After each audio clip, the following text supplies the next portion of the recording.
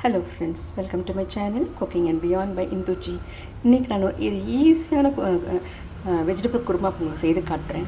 அது எப்படின்னா, உங்களுக்கு என்னென்ன காயெல்லாம் வேணுமோ அதெல்லாம் அரிஞ்சு ரெடியாக வச்சுருங்க. தண்ணியில் நல்லா அலம்பிட்டு வச்சுருங்க.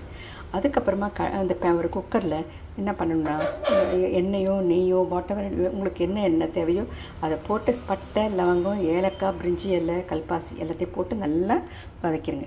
அதுக்கப்புறம் நீட்டாக அரிஞ்சு வச்சுருக்க வெங்காயத்தையும் போட்டு நல்லா வதக்கிடுங்க. அதுக்கப்புறம் இஞ்சி, பூண்டு, பச்சை மிளகா, தனியா, சோம்பு இதெல்லாம் நல்லா பேஸ்ட்டாக அரைச்சி அந்த வெங்காயத்தை போட்டு நல்லா வதக்கணும். இந்த பச்சை ஸ்மெல் போயிடணும். நல்லா வதக்கி எண்ணெயெல்லாம் வெளியே தெரியணும் சைடில். அதுக்கப்புறமா இந்த காய் இருக்கு இல்லைங்களா, தண்ணி இல்லாமல் அதை போட்டு அதுவும் நல்லா சுருளாக வதக்கிடுங்க. வதக்கிட்டு மஞ்சப்பொடி, உப்பு, கொஞ்சோண்டு மிளகாத்தூள், ப்ளெயின் மிளகாத்தூள் அதையும் போட்டு நல்லா வதக்கிடுங்க.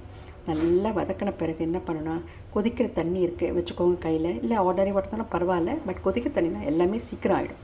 அதுக்கப்புறமா உப்பெல்லாம் கரெக்டாக இருக்கான்னு பார்த்துக்கோங்க. திட்டமாக தண்ணி ஊற்றுங்க. ஏன்னா காய் நிறையா தண்ணி விடும்.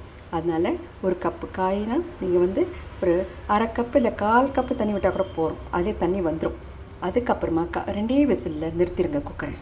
அது இந்த குக்கர் வேக சொல்ல காய் வேக சொல்ல என்ன பண்ணணும்னா, தேங்காய், கசகசா, முந்திரி பருப்பு சுடுதண்ணியில் ஊற வச்சு சின்னதாக கொஞ்சமாக ஊற வச்சு அது நல்ல பேஸ்ட்டாக அரைச்சி ரெடியாக வச்சுருங்க. இந்த காய் வெந்த பிறகு 2 விசிலுக்கு அப்புறம் திறந்துட்டு குக்கரை நீங்கள் என்ன செய்யணும், இந்த தேங்காய் பேஸ்ட் இல்லைங்களா, தேங்காய், கசகசா, முந்திரி பருப்பு அந்த பேஸ்ட்டை நல்லா தண்ணி ஊற்றி நல்லா கலந்து இந்த மாதிரி ஊற்றிடுங்க. நல்லா கலக்கணும். நல்லா கலந்துட்டு அதுக்கப்புறமா நீங்கள் என்ன பண்ணணும்னா, ஒரு 5 நிமிஷம் நல்லா கொதிச்சுட்டு உங்களுக்கு தண்ணி எவ்வளோ திட்டமானமாக வச்சுக்கோங்க. அதுக்கப்புறம் தக்காளி வேணும்னா தக்காளி ஒன்று அரிஞ்சு மேலே போட்டுக்கோங்க. இல்லை எனக்கு தக்காளி வேண்டாம் அப்படின்னா தயிர் ஒரு கரண்டி எடுத்து அதை போட்டுட்டு நல்லா கலந்துட்டு அப்படியே சின்ன தீயில் மூடி வச்சுருங்க. ஒரு 2-3 மினிட்ஸில் அது நல்லா வெந்துடும். அதுக்கப்புறமா நீங்கள் என்ன பண்ணணும், இறக்கிட்ட பிறகு ஸ்டவ்வில் நிறுத்திடுங்க. கொஞ்சம் லைட்டாக ஒரு 1/2 டீஸ்பூன் லைம் ஜூஸை ஊற்றிட்டு அப்புறம் கொத்தமல்லி, கருவேப்பிலை, புதினா பொடியை நறுக்கி நல்லா கலந்து விட்டுட்டிங்கன்னா உங்களுக்கு அருமையான வெஜிடபிள் குருமா கிடைக்கும். நம்ம வீட்டில் செய்ய சொல்லி இவ்வளோ குருமா உங்களுக்கு வரும் பாருங்கள். நான் 2 கேரட்டு, பாதி சின்ன கேபேஜ், அப்புறம் இது மாதிரி 2 தான் போட்டு 2 உருளைக்கிழங்கு, அப்படி தான் ஒரு கைப்பிடி பட்டாணி, ஒரு கைப்பிடி பீன்ஸ், இப்படி தான் நான் போட்டிருக்கேன் பாருங்கள். எனக்கு இவ்வளோ குருமா கிடச்சிருக்கு. இது நம்ம 2 நாளைக்கு நிச்சயமாக நம்மளுக்கு தேவைப்படும். சப்பாத்தி, இடியாப்பம், தோசை, பூரியல், சாப்பாட்டுக்கு எல்லாத்துக்கும் சுவையாக இருக்கும். நீங்கள் செய்து பார்த்து எனக்கு சொல்லுங்கள் கமெண்ட்டில்.